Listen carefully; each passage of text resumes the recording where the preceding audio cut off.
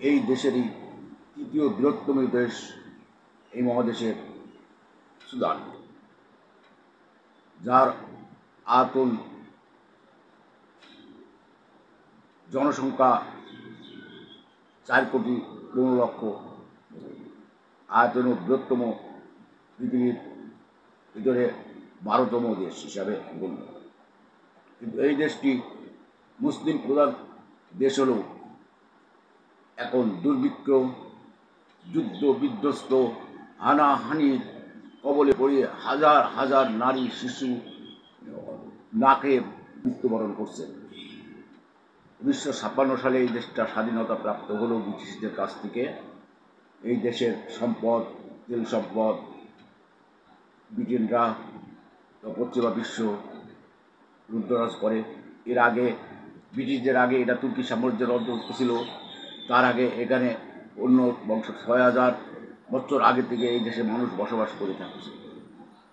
এই সুদানের তেল সমৃদ্ধ এলাকা দক্ষিণ এলাকা 1911 সালে দক্ষিণ এলাকা বিভক্ত হয়ে যায়।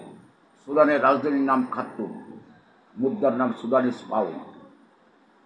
এই বিভক্তর পরে 1911 সাল থেকেই যুদ্ধ বিধ্বস্ত লেগেই আছে। মুসলিম এই দেশটা একেবারে শেষ হয়ে গিয়েছে। গণতন্ত্রের নামধারী একটা বলি মতো এই দেশটা শেষ হয়ে এখন মুসলিম একটা দুর্ভিক্ষপীড়িত অঞ্চল, যে দেশটা প্রকৃতির সৌন্দর্যের নীলাভূমি ছিল একদিন।